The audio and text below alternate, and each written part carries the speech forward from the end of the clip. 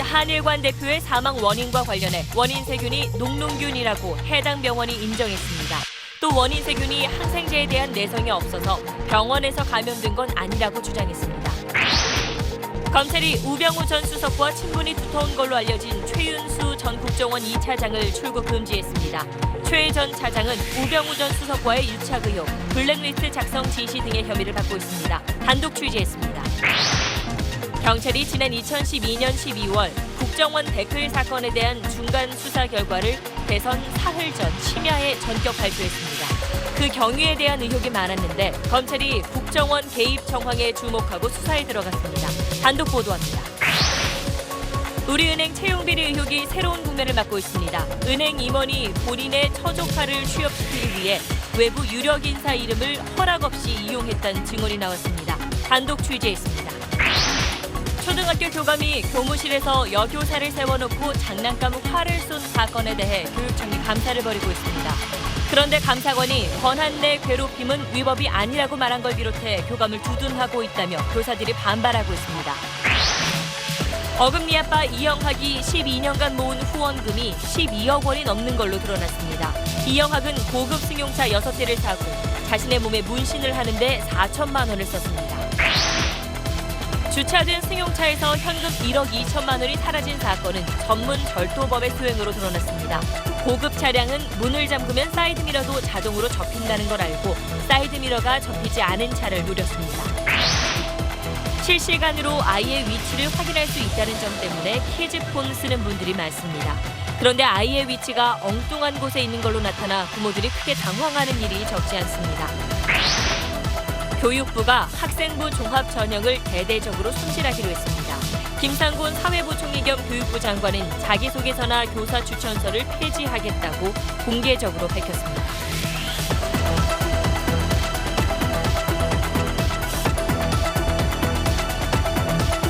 에너지를 쓰던 자동차가 수소로 에너지를 만드는 시대로 현대자동차. 여러분 안녕하십니까.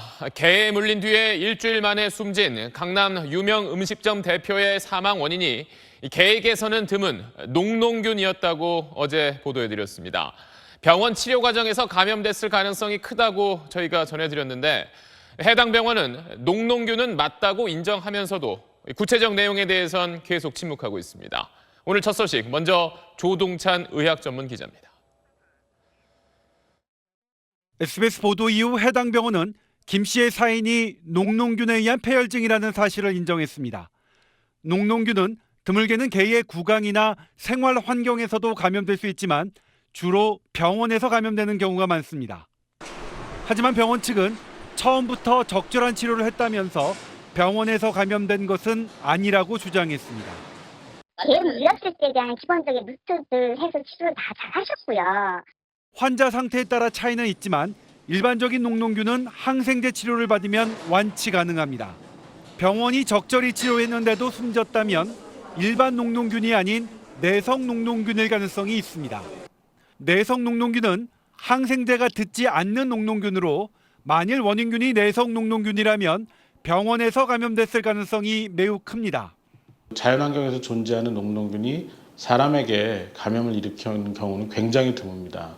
반면에 병원에서 존재하는 녹농균은 흔히 사람에게 감염을 일으킬 수가 있는데 이에 대해 병원 측은 내성 녹농균은 아니라고 주장하면서도 녹농균의 정확한 종류가 뭔지는 계속 밝히지 않고 있습니다. 김 씨 죽음에 대한 의혹이 증폭되면서 병원이 녹농균의 종류와 구체적 감염 경로에 대해 명백히 밝혀야 한다는 목소리가 높습니다. SBS 조동찬입니다. 그렇다면 정확한 사망 원인을 밝힐 수 있는 부검이 왜 이루어지지 않았는지 여기에 대한 궁금증도 계속 남습니다. 유족은 처음에는 부검을 원했지만 병원에서 사인이 드러나면서 그 뜻을 접었다고 밝혔습니다. 안상우 기자가 유족들에게 당시 상황을 들어봤습니다. 유족 측은 개에 물린 김모 씨가 갑자기 숨졌을 때 부검을 원했다고 말합니다. 저희 유가족 측은 이거 진짜 폐혈증에 의해서 사망한 건지 아니면 정말 어떤 괴실인지 정말 좀 답답하고 궁금하니까 부검을 요구를 한 거예요, 병원 측에다가. 그리고 경찰에 부검으로 사인을 밝힐 수 있는지, 그리고 부검 절차는 어떻게 되는지 물었습니다. 경찰은 부검 절차를 설명하면서 사인을 밝힐 수 있는지는 확신할 수 없다고 말했습니다. 유족이 고민하는 사이 병원에서 녹농균에 의한 폐혈증이라는 사인이 나와 부검은 안 하기로 했다는 겁니다. 이미 원인은 다 밝혀지고 해봤자 녹농균에 의한 폐혈증이라는 것밖에 안 나와요. 이후 화장으로 장례가 치러지면서 김 씨가 개에 물리면서 녹농균이 감염됐는지를 밝힐 수 있는 기회는 사라졌습니다. 이런 가운데 피해자 김 씨는 지난해에도 같은 개한테 물렸던 사실이 드러났습니다. 유족 측은 당시엔 피해자가 부츠를 신고 있어 부츠에 구멍이 나고 몸에 상처를 입진 않았다고 밝혔습니다. SBS 안상우입니다. 다음 소식입니다. 검찰이 최윤수 전 국정원 2차장을 출국 금지한 사실이 SBS 취재 결과 확인됐습니다. 최 전 차장은 우병우 전 민정수석의 대학 동기로 이른바 우병우 사단의 핵심으로 지목됐던 인물입니다. 임찬종 기자의 단독 보도입니다. 검찰은 지난주 추명호 전 국정원 국장에 대한 조사에서 우병우 전 수석에게 전달한 이석수 전 특별감찰관 관련 첩보를 최윤수 당시 국정원 2차장에게도 보고했다는 진술을 확보했습니다. 지난해 7월 우병우 전 수석을 감찰하던 이석수 특별감찰관을 추 전 국장이 사찰한 사실을 최 전 2차장도 알았던 겁니다. 검찰은 특별감찰관에 대한 사찰은 국정원법 위반 혐의가 있는 만큼 이를 보고받고도 묵인한 경위를 수사하기 위해 최윤수 전 차장을 출국 금지했습니다. 또 우 전 수석의 대학 동기로 우병우 사단의 핵심으로 지목됐던 최윤수 전 차장이 우 전 수석에게 비선 보고를 했는지도 확인할 예정입니다. 국정원 2차장 최윤수 2차장은 모르십니까? 압니다. 잘 알죠? 예. 얼마나 자주 만나시고 자주 통화하셨습니까? 뭐 그렇게 자주 만나지는 않습니다. 네. 검찰은 또 최 전 차장 부임 후 문체부 블랙리스트 작성을 계속하느냐고 묻자 국정원이 해야 할 일이라며 작성을 지시했다는 국정원 직원의 진술도 받았습니다. 이에 대해 최 전 차장은 특별감찰관에 대해 보고받은 건 인정했지만 사찰을 지시하지 않았고 우 전 수석과 관련해 오해받지 않도록 유의하라고 조치했다며 첩보 수집을 불법으로 보지 않는다고 밝혔습니다. 블랙리스트에 대해서는 첫 보고를 받을 때 대한민국 정체성과 관련된 사안 위주로 정치적 논란이 없도록 하라는 가이드라인을 준 뒤 관여하지 않았고 우병우 전 수석과 부적절하게 접촉한 바 없다고 해명했습니다. SBS 임찬종입니다. 검찰의 이런 움직임은 국정원 내부의 우병우 사단으로 불렸던 비선 의혹에 대해서 전면 수사에 나서겠다는 뜻으로 풀이됩니다. 또 한 번 검찰 수사 대상에 오르게 된 우병우 전 수석은 조만간 다시 소환될 전망입니다. 이어서 류란 기자입니다. 박원순 제안문건 작성에 관여한 혐의로 추명호 당시 국정원 국익전략팀장에 대해 청구했던 구속영장이 기각되자 검찰은 추 씨가 국장으로 승진한 박근혜 정부 들어 우병우 전 민정수석에게 직보 라인을 갖춘 경위에 대해 수사를 집중하고 있습니다. 추 전 국장이 우 전 수석의 지시대로 이석수 전 특별감찰관, 이광구 우리은행장 등과 문체부 간부 8명에 대해 뒷조사를 하고 그 결과를 보고했다는 진술도 확보했습니다. 최윤수 전 차장에게도 이석수 특별감찰관의 사찰 내용을 보고했다는 진술을 확보한 만큼 검찰은 최 전 차장이 추 전 국장에서 우 전 수석으로 이어지는 비선 보고에 관여했는지 집중 조사할 계획입니다. 비선 보고를 받은 당사자로 지목된 우 전 수석은 이미 출국 금지 조치됐습니다. 우 전 수석은 이로써 지난해 강남역 땅거래 의혹 등 개인 비리와 최순실 국정농단 묵인 방조, 직권 남용 혐의에 이어 검찰의 4번째 수사 대상에 올랐습니다. 검찰은 추 전 국장과 최 전 차장에 대한 수사를 통해 우 전 수석이 국정원에 불법적인 영향력을 행사했는지 따질 방침입니다. 특검과 검찰의 앞선 2차례 구속 시도를 모두 피했던 우 전 수석이 이번엔 다른 결과를 볼 수 있을지 주목됩니다. SBS 유란입니다. SBS가 단독 취재한 내용 하나 더 전해드리겠습니다. 우리은행이 청탁을 받고 신입사원을 특혜 채용했다는 의혹이 제기된 가운데 이 과정에서 은행 검사 업무를 총괄했던 한 임원이 자신의 처조카를 취업시키기 위해서 외부 유력 인사의 이름을 허락도 없이 이용했다는 증언이 나왔습니다. 이 소식은 조성현 기자의 단독 보도입니다. 우리은행 내부 감찰팀장격인 이모 검사실장은 지난해 모 대학 부총장과 전 금감원 부원장보, 국기원장의 인사청탁 민원이라며 청탁 대상자 명단을 은행에 전달했습니다. 이 실장은 지난 20일 대학 부총장을 찾아가 합격자는 사실 자신의 처조카이며 마치 부총장이 추천한 것처럼 허위로 꾸며 회사에 전달했다고 털어놨습니다. 해당 대학의 주거래은행이 우리은행이어서 채용 과정에 영향을 줄 수 있을 것으로 보고 자신의 처조카 입사 청탁에 부총장 이름을 도용했다는 겁니다. 이번 의혹으로 사내 감사 업무에서 배제된 이 실장은 사내 감사팀에도 이런 내용을 진술한 것으로 알려졌습니다. 블라인드 면접으로 진행돼 청탁이 개입될 여지가 없다고 했던 우리은행의 해명도 근거가 약해졌습니다. 공정한 기회가 제공돼야 할 신입사원 채용 과정에 청탁이 난무한 데 그치지 않고 내부 인사가 개인 이해를 위해 청탁 과정을 조작하기까지 한 것으로 드러났기 때문입니다. 우리은행은 현재 기존 검사실과 인사부서를 전면 배제한 특별팀을 구성해 관련 의혹을 조사 중입니다. 금감원은 이번 주말 우리은행으로부터 검사 결과를 보고받은 뒤 현장 조사를 거쳐 검찰에 수사를 의뢰하는 방안을 검토하고 있습니다. SBS 조성현입니다. 문재인 대통령과 노동계의 첫 청와대 회동이 민주노총의 불참으로 반쪽으로 치러졌습니다. 이 초청 과정에서 실무적인 문제가 불참의 이유였는데 노사정 대화 복원을 둘러싼 기싸움의 성격도 있어 보입니다. 정유미 기자입니다. 문재인 대통령과 노동계와의 첫 공식 만남엔 한국노총 지도부와 노동 현장 모범 사례로 꼽힌 기업의 노조위원장 등 10여 명이 참석했습니다.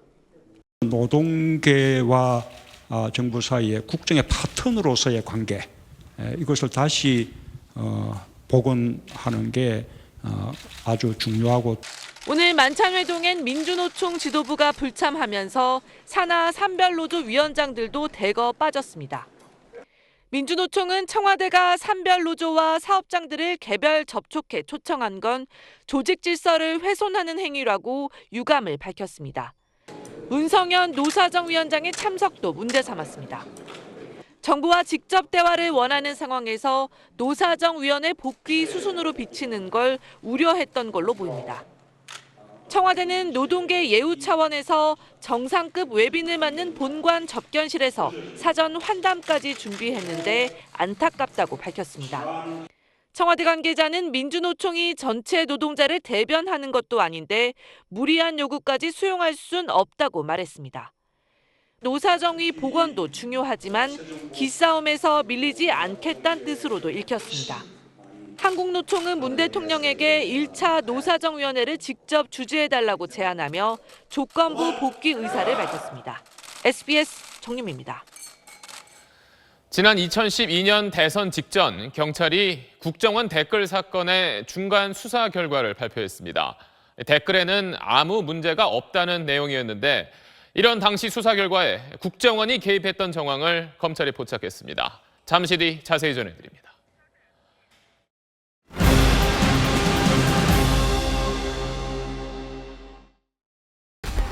만약에 사기쳐봐. 안 맞춰. 왜 내가 맞히겠네. 왜? 아니 거기 있다가 오늘 피하면 되는데 거기 있다 맞는다 이거 막 아무데나 막 튀어 이거. 인천의 한 초등학교 교감이 교무실에서 여교사를 세워놓고 장난감 화를 쏜 이 사건. 지난달 SBS 보도가 있은 뒤 교육청이 감사에 나섰는데요. 감사가 교감을 두둔하는 쪽으로 진행된다며 교사들이 반발하고 있습니다. 김종원 기자의 단독 보도입니다. 지난 6월 사건 직후부터 신모 교감은 줄곧 기억이 나지 않는다고 주장했습니다.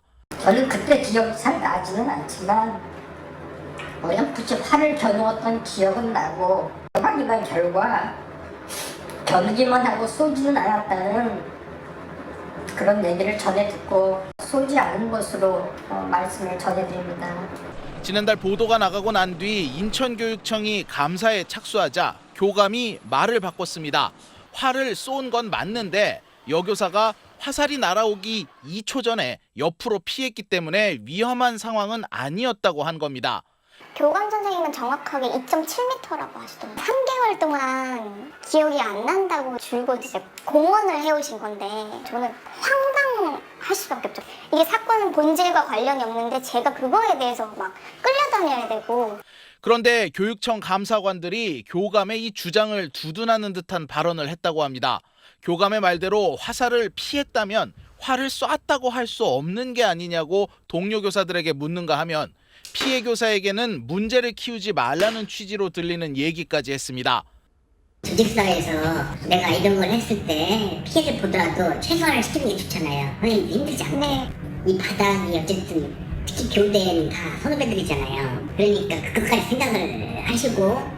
지난 20일 인천교육청에 대한 국감에서도 감사관의 발언이 문제로 지적됐습니다.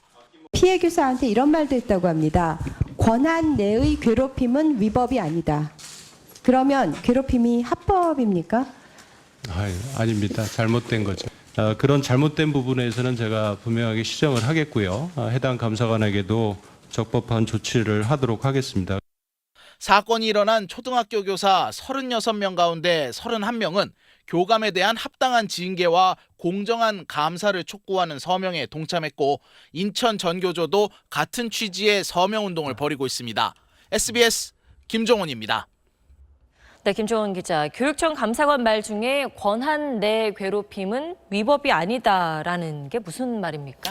이 피해 여교사가 교육청에 민원을 낼 때 이 활 사건만 낸 게 아니고요. 이 이전부터 교감의 직위를 이용한 괴롭힘이 계속 있었다. 네. 예를 들면 교사 공모전에 별다른 이유도 없이 못 나가게 막는다거나 뭐 업무에서 배제를 시킨다거나 이런 일이 있었다. 다 같이 이제 민원을 넣었거든요. 근데 이제 이런 설명을 듣고 감사관이 교감의 재량 안에서 이루어진 일이라면 이게 설사 괴롭힘이라고 해도 위법은 아니다. 이런 얘기를 한 겁니다. 그러면서 뭐 어떻게 들으면 부적절한 예를 들기도 했는데 선생님들도 학생들이 마음에 들지 않으면 미워하지 않느냐. 그러니까 이쁜 학생은 잘해주고 미운 학생은 괴롭히지 않느냐. 뭐 그런 거다. 이런 예를 들어서 이 해당 학교 교사들이 반발을 하고 나섰습니다. 굉장히 네. 부적절한 예시였고 네. 그렇다면 권한 있는 사람은 아랫사람 마음대로 괴롭혀도 된다는 얘기냐. 이렇게 반발을 하고 나섰고요. 해당 감사관은 오늘 이제 해명을 했는데 그런 뜻이 아니었다. 이 교감이 설사 괴롭혔다고 해도 이제 처벌 근거가 있어야 처벌을 하는데 네. 이 근거가 없는 그러니까 위법사항이 아닌 거라면 좀 처벌하기 힘들 수도 있다. 이걸 설명하는 거였다. 이렇게 해명을 했습니다. 취지와 실제 말은 상당히 달라 보이네요. 그리고 이 활 사건 감사 방향 논란에 대해서도 자세히 설명해 주시죠. 예, 이 사실 활 사건의 본질, 이 교감이 부활하게 뭐 후배 교사를 세워놓고 활로 쐈다. 그러니까 네. 한마디로 교권 침해, 인권 침해 이게 사실 이제 본질인데 지금 계속해서 활을 쏠 때 피했냐 안 피했냐, 얼마나 멀리 피했냐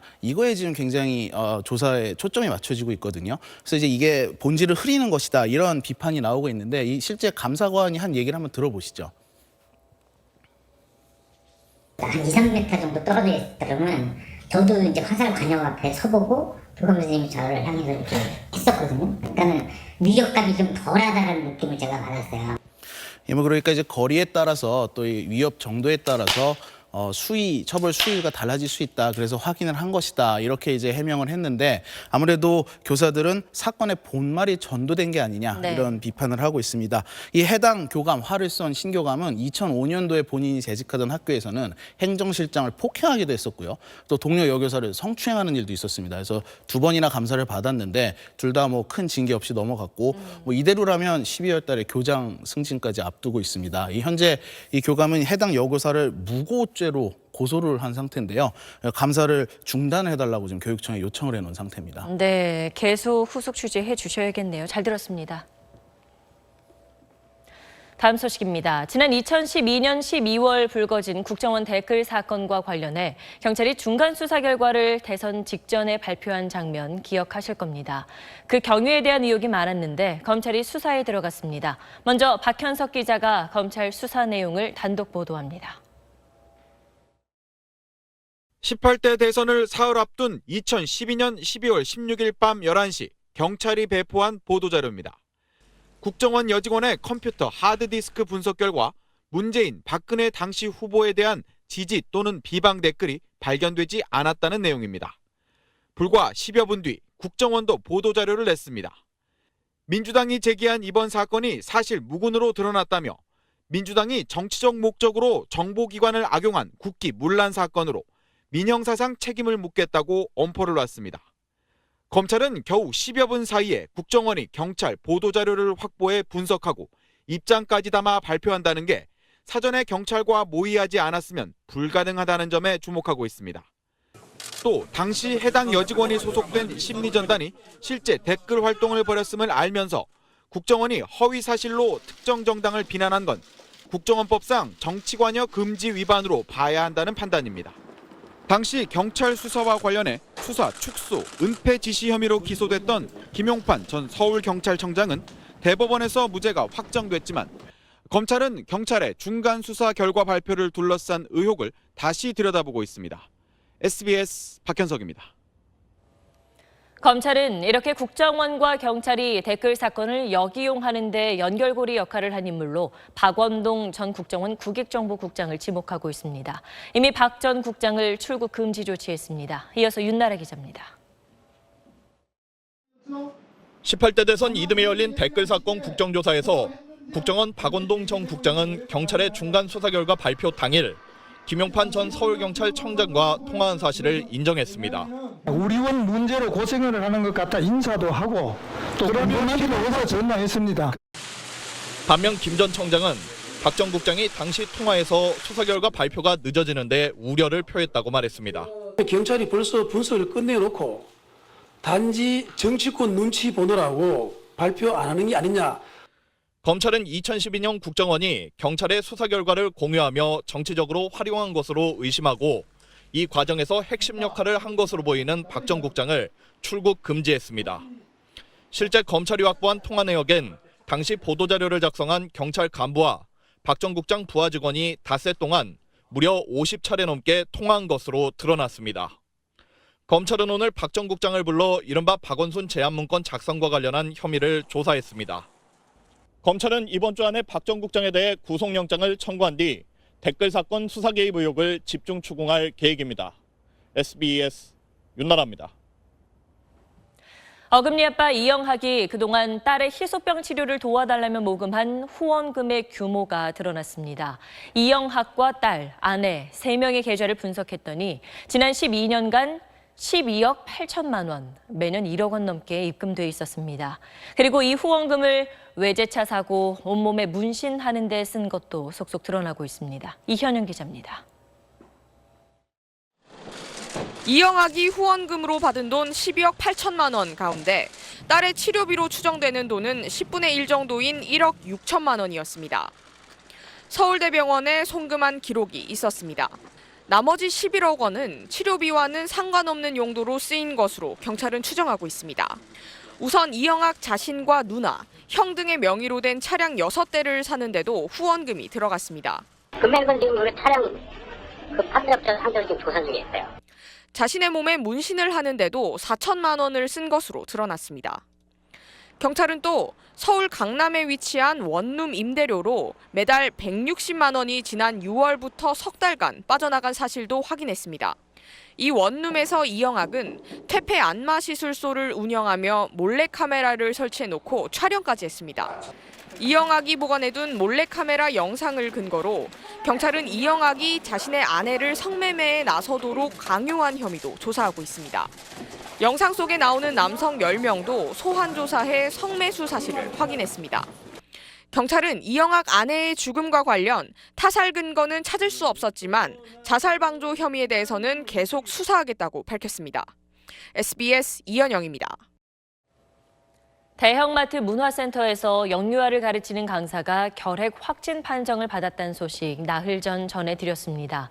그 사이 조사 대상 문화센터는 8곳으로 늘었고 100명 넘는 영유아가 결핵 역학조사를 받아야 합니다. 임태우 기자가 보도합니다.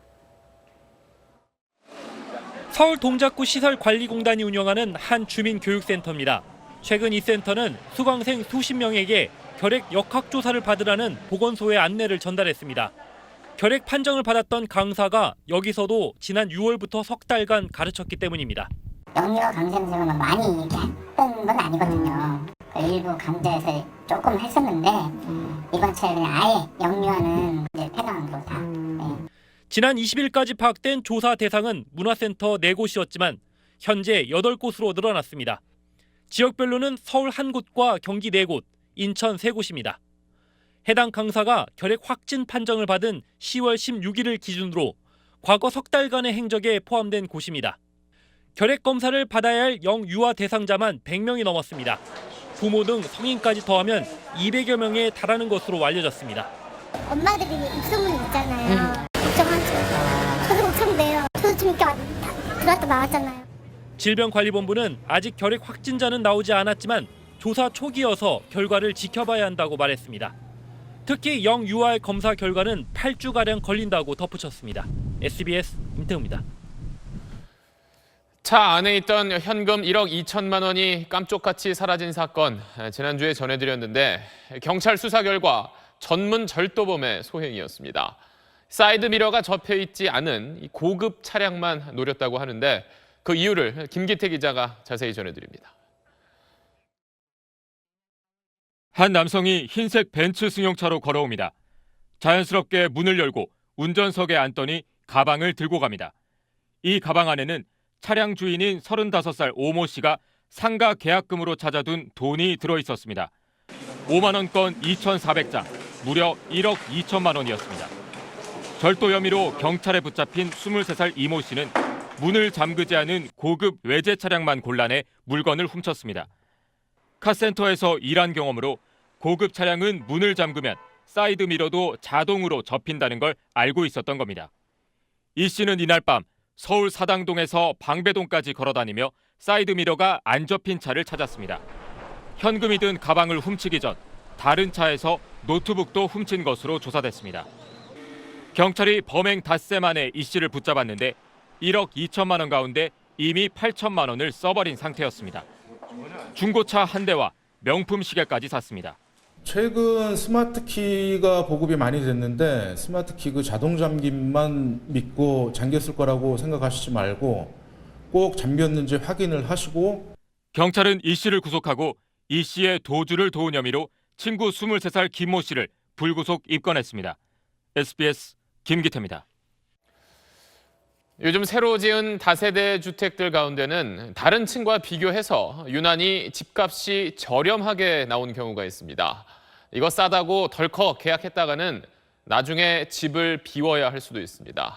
이게 무슨 뜻인지 김정우 기자가 전해드리겠습니다. 신축 다세대 주택 2층을 분양받아 2년째 살던 이범영 씨. 그런데 지난달 구청으로부터 자신의 집이 불법 건축물이란 통보를 받았습니다.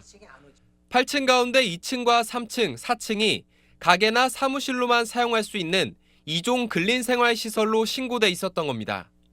이번 달 말까지 살림살이를 다른 곳으로 옮기지 않으면 매년 강제이행금 200여만 원을 내야 할 처지입니다. 이사갈 데가 어디가 있어요? 없죠. 이 많은 세간살이를 어디다가 그걸 처치를 하며 황당한 거야. 아주 답답한 거예요 지금. 이웃한 12세대가 비슷한 사정에 처했습니다. 처음에 보실 때 괜찮네 집이. 그래가지고는 결정을 또 한 거죠. 얘기를 했으면 저희는 안 사죠. 하지만 빌라 건축주는 계약 당시 입주자들에게 근린생활시설임을 알렸다는 입장입니다. 전국적인 현상은 같아요. 그게 인천뿐만 아니라 서울도 그렇고 동네 부동산도 아니고 떴다방한테 설명만 이렇게 현혹돼서 대부분 사인을 하시는 것 같은데. 근린생활시설은 주거용에 비해 주차 공간을 덜 확보해도 됩니다. 이런 이점 때문에 건축주들이 용도를 실제와 다르게 신고하고 있는 겁니다. 대부분 싸게 팔아요. 주거용 건색은 털고 나갈 생각만 하는 거지. 털면 나물라가 하는 거지. 이런 피해를 막기 위해선 매매 계약 전 건축물 용도를 정확히 파악해야 한다고 전문가들은 당부합니다. SBS 김정우입니다. 과거 청량리 지역 성매매 업소가 밀집했던 서울 전농동 일대의 재개발 사업 비리를 수사하고 있는 검찰이 이 지역을 중심으로 활동해온 조직 폭력배를 대상으로 수사를 넓혀가고 있습니다. 지난달 이 폭력 조직의 우두머리가 구속됐는데 피해자들의 진정이 잇따르고 있습니다. 김관진 기자가 취재했습니다. 청량리 지역에서 15년간 술집을 운영했다는 A씨. 지난달 구속된 66살 김모 씨가 이끄는 폭력 조직인 일명 청량리파가 갈취와 폭행을 일삼았다고 말합니다. 산에 끌려가서 야구방망이로 맞아서 울면서 내려온 적도 있었고요. 이 자리에는 지금 와서 인터뷰한다는 것도 꿈과 같고. 청량리파는 그동안 조직폭력 범죄로 처벌받은 적이 없습니다. 지난 2013년 경찰이 수사에 나섰지만 조직폭력 범죄 혐의는 인정되지 않았습니다. 한 5년 정도 시간이 많았어요. 언제 조직이 어떻게 결성됐고 어떻게 활동했고 간부들은 다 불기소 간 거예요. 그러면 두목부터 시작해서 간부들은 어마어마한 뒷배가 있는 것 같아요. 여기서 한계라고 봐야죠. 이런 김 씨가 지난달 재개발 비리로 처음 구속되자 검찰에는 엄정한 수사를 촉구하는 진정서들이 접수됐습니다. 이름을 올린 사람이 80여 명에 달합니다. 현재 김 씨는 철거업체를 선정하면서 20억 원을 받은 혐의로 구속 기소된 상태입니다. 폭력 조직 혐의가 인정될 경우 두목은 최대 사형까지, 간부급 조직원은 최대 무기징역까지 처벌이 가능합니다. 검찰은 김 씨의 폭력 조직 구성 혐의에 대해 수사를 확대하고 있습니다. SBS 김관진입니다. 실시간으로 내 아이의 위치를 확인할 수 있는 키즈폰이 요즘 부모님들 사이에서 인기입니다. 그런데 아이의 위치가 엉뚱하게 나타나는 경우가 종종 있다고 합니다. 왜 이런 오류가 일어나는 건지 최희선 기자가 취재했습니다.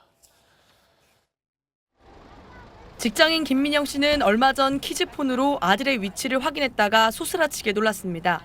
경기도 이천의 유치원에 있어야 할 아이가 부천에 있다고 표시된 겁니다. 갑자기 아이가 왜 여기 갔지? 혹시 누가 나쁜 마음을 가지고 아이를 데려갔나 싶어서 아이한테 이제 전화를 실제 인터넷에는 김 씨와 비슷한 피해를 봤다는 사람들이 적지 않습니다. 사는 동네가 아닌 옆 동네로 아이의 위치가 표시됐다거나 아이의 동선이 실제와 다르다는 내용도 있습니다. 키즈폰은 구글 등이 수집한 와이파이 위치 정보 가운데 아이의 인근 것을 잡아 전송하는 방식인데 와이파이 위치 정보가 실시간으로 갱신되지 않다 보니 이런 오류가 발생하는 겁니다. 이사 등으로 아이 인근에 새 와이파이 공유기가 생기면 그 공유기의 과거 위치를 아이 위치로 반영하는 경우가 있습니다. 통신사와 제조사는 오류를 신고하면 해당 정보를 수정하고 있다고 해명했습니다. 하지만 어린아이들의 안전을 위한 서비스인 만큼 실시간으로 정확한 정보가 제공되도록 시스템 보완이 시급해 보입니다. SBS 최희선입니다. 부산에서 출근길에 정화조 차량이 내리막길을 역주행하다 버스와 전신주를 들이받고 멈춰섰습니다. 운전자를 포함해 6명이 다쳤습니다. KNN 황보람 기자입니다. 출근 시간 일방 통행길을 차량들이 줄지어 갑니다. 이때 갑자기 2.5톤 정화조 차량이 역주행을 하며 빠른 속도로 내려옵니다. 행인이 가까스로 몸을 피하는 아찔한 상황이 연출됩니다. 정화조 차량은 시내버스와 전신주를 잇따라 들이받고 나서야 멈춰섭니다. 이 사고로 정화조 차량 운전자 61살 정모 씨 등 6명이 다쳤습니다. 집에 있으니까 쾅쾅쾅쾅 하면서 운전석 뒤쪽에 받쳐가지고 차가 디비지가 있었습니다. 지난 3년 동안 부산 경남에서만 100건이 넘는 역주행 사고가 발생했는데 이 사고들로 인해 190여 명이 숨지거나 다쳤습니다. 특히 이 같은 내리막길이나 고속도로에서 역주행 사고가 날 경우 대형 사고로 이어질 가능성이 훨씬 높습니다. 이 때문에 지난해부터 역주행 적발 시 최대 100만 원의 벌금을 부과하도록 처벌이 강화됐습니다. 하지만 전문가들은 대형 사고를 가져오는 역주행 사고 예방을 위해 경보 시스템 설치 등의 추가 대책이 필요하다고 지적합니다. KNN 황보람입니다. 오늘 국정원 관련 뉴스가 참 많은데 하나만 더 전해드리겠습니다. 국정원 댓글 수사팀의 압수수색을 방해하기 위해서 위장 사무실과 가짜 서류를 만들었던 당시 국정원 간부가 검찰에 소환됐습니다. 남재준 당시 국정원장은 출국 금지됐습니다. 민경호 기자입니다. 서울중앙지검 국정원 전담수사팀은 오늘 김진홍 전 국정원 심리전단장을 피의자 신분으로 소환했습니다. 어제 오전엔 자택을 압수수색했습니다. 김 전 단장은 국정원 댓글 공작을 주도했던 민병주 전 심리전단장의 후임입니다. 당시 박근혜 정부 국정원은 현안 TF란 팀을 꾸려 이명박 정부 때 국정원의 정치 개입 활동을 은폐했던 걸로 검찰은 의심하고 있습니다. 심리전단 요원들이 검찰 조사를 받거나 법정에서 증언을 하게 되면 거짓 진술을 하도록 요구했다는 겁니다. 특히 지난 2013년 검찰이 심리전단 사무실 압수수색에 나서자 빈 사무실을 심리전단이 쓰던 것처럼 위장해놓고 압수수색을 받게 한 걸로도 파악됐습니다. 당시 위장 사무실에 있던 서류들은 모두 위조된 서류였다는 게 검찰 판단입니다. 현안 TF에 직접 참여했던 서천호 당시 2차장과 최상급자인 남재준 전 원장은 이미 출국 금지된 걸로 확인됐습니다. 이들의 소환 조사가 임박한 걸로 분석됩니다. 검찰은 이들에게 위증교사나 위계에 의한 공무집행 방해 혐의를 적용하는 방안을 검토하고 있는데 남 전 원장이 이미 사정권에 들어온 만큼 박근혜 전 대통령까지 수사 범위가 확대될 수 있다는 관측도 나오고 있습니다. SBS 민경호입니다.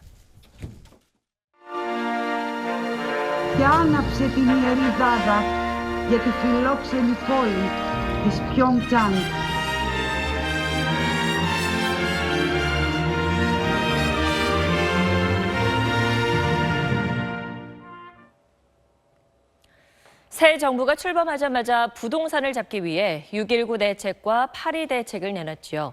오늘은 이미 예고된 대로 총부채 상환 비율 DTI를 강화한 신 DTI를 도입해 다주택자의 돈줄을 더 죄는 조치를 발표했습니다. 여기에 금리마저 줄줄이 올라 일부 주택대출 금리는 5%를 돌파했습니다. 집값이 잡힐지 이강 기자가 취재했습니다. 서울 강남의 한 재건축 아파트 건설 현장. 지난달 분양에서 평균 41대 1의 경쟁률로 1순위 청약 마감됐지만 실제 계약 단계에서 의외의 현상이 나타났습니다. 주택 대출이 어려워지자 당첨 가구 5곳 중 1곳이 계약을 포기한 겁니다. 이런 사례는 앞으로 더 늘어날 전망입니다. 정부가 새 아파트에 대한 중도금 보증 한도는 1억 원, 보증 비율은 10%포인트 낮추는 등 추가 대출 규제를 내놨기 때문입니다. 전세를 끼고 집을 매입해 시세 차익을 기대하는 이른바 갭 투자도 힘들어질 전망입니다. 정부가 신 DTI와 같은 강화된 주택 대출 규제를 적용하면서 빚이 있는 경우 추가 대출을 받기가 사실상 불가능해졌기 때문입니다. 내년 1월부터 대출을 받기도 어려워지기 때문에 매물이 누적되면서 가격 하락이 본격화되는 시점은 18년도 2분기 정도 나타날 가능성이 커지고 있습니다. 재건축 초과이익 환수제가 내년에 시행되는 데다 다주택자에 대한 양도세 중과 방안도 추진 중이어서 부동산 가격은 당분간 약세를 보일 거란 전망이 많습니다. SBS 이강입니다. 정부가 신고리 원전 5, 6호기 후속 대책을 포함한 에너지 전환 로드맵을 발표했습니다. 신규 원전 건설은 모두 백지화하고 신재생 에너지 비중을 늘리기로 했습니다. 한승환 기자입니다. 정부가 오늘 국무회의를 열어 공론화위원회 권고대로 신고리 5, 6호기 건설을 재개하기로 확정했습니다. 문재인 대통령은 공론화위원회가 우리 사회의 갈등을 해결하는 새로운 모델을 제시했다고 평가했습니다. 탈원전, 탈석탄, 신재생 확대의 에너지 전환 정책에 대한 국민들의 공감대를 확인할 수 있었던 것도 의미 있는 성과라고 할 수 있습니다. 계획만 잡혀있던 신한울 3, 4호기 등 원전 6기의 건설 계획은 모두 백지화하기로 했습니다. 오는 2038년까지 수명이 끝나는 노후원전 14기는 연장 없이 순차적으로 가동을 중단합니다. 이에 따라 앞으로 20년 뒤에는 지금보다 원전 10기가 줄어들어 14기만 남게 됩니다. 현재 연장 가동 중인 월성 1호기는 조기 폐쇄한다는 방침이지만 구체적인 시점은 밝히지 않았습니다. 여러 가지 논란이 또 있을 수 있기 때문에 국민이 수용할 수 있고 대다수의 지역 주민들이 수용하는 그런 방법으로 저희들이 탈원전으로 줄어드는 전력 생산량은 현재 7%인 신재생 에너지 비중을 오는 2030년까지 20%까지 늘려 대체하기로 했습니다. 정부는 내년 6월까지 모든 원전이 규모 7.0의 지진을 견딜 수 있도록 내진 성능을 강화하기로 했습니다. SBS 한승환입니다. 교육부가 이른바 금수저 전형, 돈 먹는 하마로 불리는 학생부 종합 전형을 대대적으로 손질하기로 했습니다. 김상곤 부총리는 학종의 자기소개서와 교사 추천서를 폐지하겠다고 공개적으로 밝혔습니다. 한상우 기자입니다. 김상곤 사회부총리 겸 교육부 장관은 취임 100일 기자간담회에서 교육의 신뢰 회복을 거듭 강조했습니다. 무너진 신뢰를 극복하고 국민들의 기대에 부응하기 위해서는 교육에 대한 국가 책무성 강화가 무엇보다 중요했습니다. 신뢰 회복이 필요한 영역으로 특히 대입 학생부 종합전형, 이른바 학종을 꼽았습니다. 김 부총리는 학종의 자기소개서와 교사 추천서를 폐지하겠다고 밝혔습니다. 자기소개서와 교사 추천서는 그동안 고액 대필과 표절 등의 문제가 끊임없이 제기돼 왔습니다. 실제로 표절이 의심되는 자기소개서가 매년 1000건이 넘고 꾸준히 증가하는 것으로 조사됐습니다. 김 부총리는 또 논술 전형 폐지 방침을 재확인하고 학종에 반영되는 요소를 대폭 축소하겠다고 밝혔습니다. 이런 내용은 내년 8월 발표되는 대입 제도 개선안에 포함될 걸로 보이는데 수능 절대평가 확대와 맞물려 교과목 평가, 이른바 내신의 비중이 커질 거라는 관측이 많습니다. 신뢰도 확보를 위해 평가의 다양성을 축소, 제한한다라고 하면 내신의 정량 평가가 큰 변수가 될 것으로 보입니다. 내년 8월 발표될 개편안은 현재 중2 학생들이 대입을 치르는 2022학년도부터 적용됩니다. SBS 한상우입니다. 특혜 비리로 얼룩진 부산 LCT 사업과 관련해 또 다른 의혹이 제기됐습니다. 도로 확장에 든 비용 300억 원을 엉뚱하게 시민 예산으로 부담한 게 드러난 겁니다. 송성준 기자의 보도입니다. 101층짜리 한 동과 85층짜리 두 동으로 구성된 LCT 신축 공사가 한창입니다. 주 출입도로는 동측 편도 1차선과 북측 편도 1, 2차선 도로가 전부입니다. 완공되면 하루 통행 예상 차량이 3만 9천여 대, 활동 예상 인구 8만 5천여 명을 감당하기엔 턱없이 부족합니다. 2011년 건축위원회 자료를 보면 도시개발 사업 시행자인 부산도시공사가 도로 확장을 하도록 적혀 있습니다. 관련법상 도시공사는 다시 이 비용을 교통체증의 원인 제공자인 LCT 사업자에게서 받아내도록 해야 합니다. 그런데 어찌된 영문인지 한 달 뒤인 2011년 4월 교통영향평가 최종 보고서에는 부산시와 관할기관, 즉 해운대구청이 부담하도록 바뀌었습니다. LCT 민간사업자가 부담해야 할 도로 확장 비용을 부산시민의 예산으로 대신 지불하는 것입니다. 확장 비용은 300억 원 규모입니다.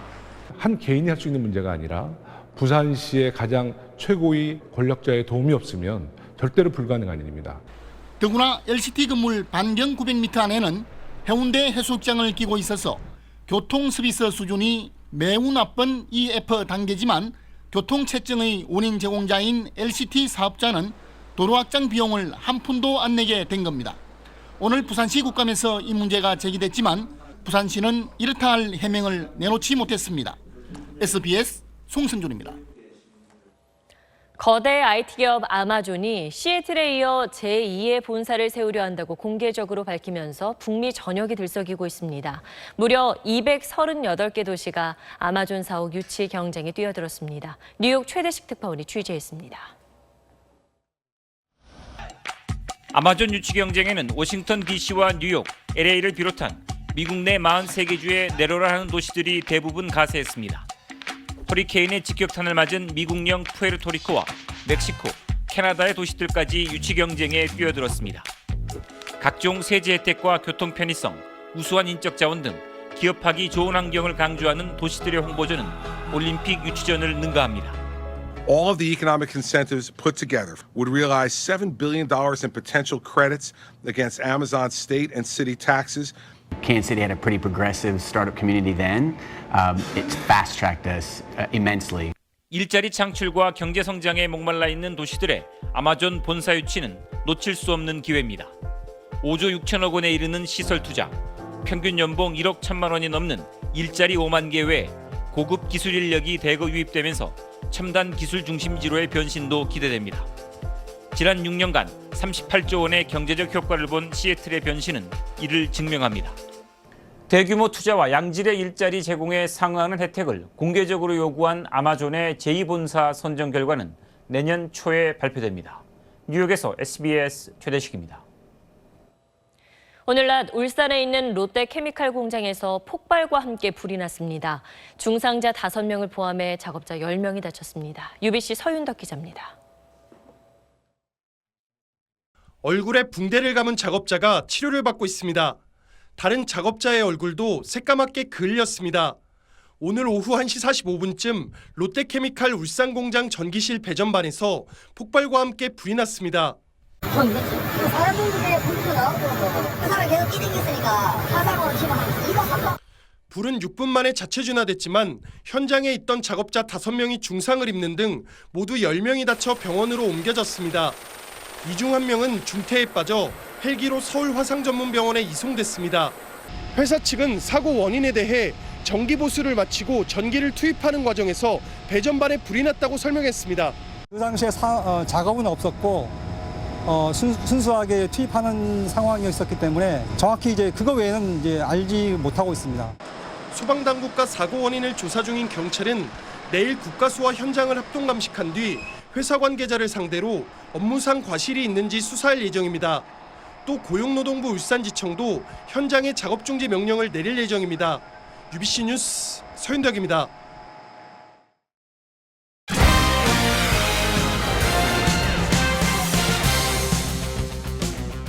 스포츠 뉴스입니다. 평창 동계올림픽을 환하게 밝힐 성화가 그리스에서 채화됐습니다. 성화는 다음 달 1일 우리나라에 도착해 개막일인 내년 2월 9일까지 봉송됩니다. 최희진 기자입니다.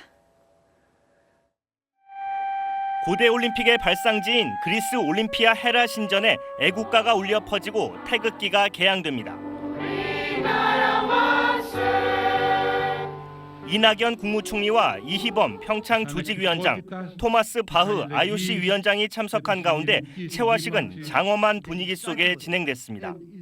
Today's ceremony officially marks the starting point of Pyeongchang 2018.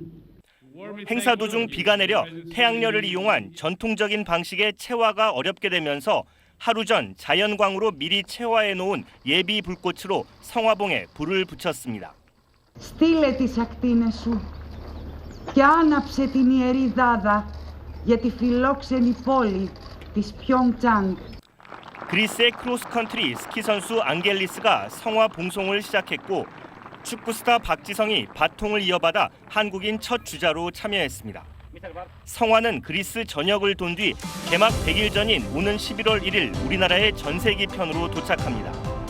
그리고 개막일인 내년 2월 9일까지 7,500명의 주자에 의해 인천부터 평창까지 총 2,018km를 달리며 올림픽 열기를 불러일으킵니다. SBS 최희진입니다. 프로야구 기아와 두산의 한국 시리즈가 내일 시작됩니다. 오늘 미디어데이 행사부터 화끈하고 재미있는 입심 대결을 펼치며 뜨거운 승부를 예고했습니다. 소환욱 기자입니다.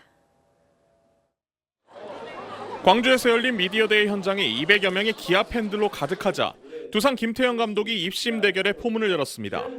오늘 미디어데이가 기아 미디어데이인 것 같은데 지금 두산 팬들 손 한번 들어봐요. 없어. 기아 김기태 감독도 어눌하지만 재치 있는 말솜씨로 팬들을 즐겁게 했습니다. 헥터입니다. 저희가요? 저희는 키순으로 했습니다. 키순으로. 키순으로. 예. 두산 유희관이 특유의 막강한 입심을 뽐내자 당군 매치라고 여러분들께서 말씀을 많이 해주시는데 그거 자체가 일단은 곰이 호랑이를 이긴 얘기지 않습니까? 예, 그 마늘과 쑥을 기아 양현종도 물러서지 않고 반격했습니다. 우주의 기운이 가장 저희는 홈 7연전이라고 생각하고 있습니다. 1차전 선발 투수는 예상대로 기아 헥터와 두산 니퍼트가 예고됐습니다.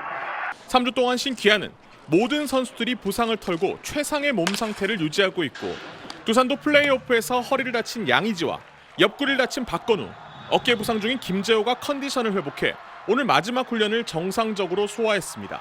SBS 소환욱입니다.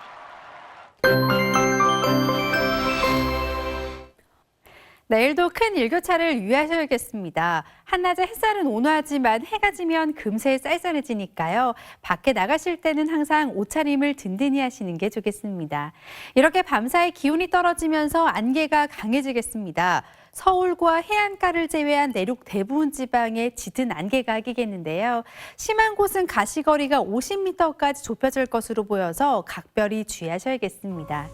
내일 아침 기온이 크게 떨어지면서 서리가 내리고 얼음이 오는 곳도 있겠습니다. 서울의 아침 기온은 9도, 한낮 기온은 21도로 오늘과 비슷하겠고요. 오늘 조금 서늘했던 남부지방도 내일은 다시 낮 기온이 크게 오르겠습니다. 이번 주 대체로 비슷한 날씨가 이어지다가 일요일 밤부터 월요일 사이에는 반짝 추위가 찾아오겠습니다. 날씨였습니다. 네, 앞서 전해드렸던 문제의 교감은 현재 건강상의 이유로 감사를 중단해달라고 계속 요구하고 있습니다. 지금 가장 아프고 더 힘든 사람은 피해 교사입니다. 거짓말하지 말고 또 잘못했으면 사과하라고 학생들에게 가르치면서 정작 교감 선생님은 왜 그 말을 지키지 않고 있는 건지 궁금합니다. 뉴스 마치겠습니다. 고맙습니다.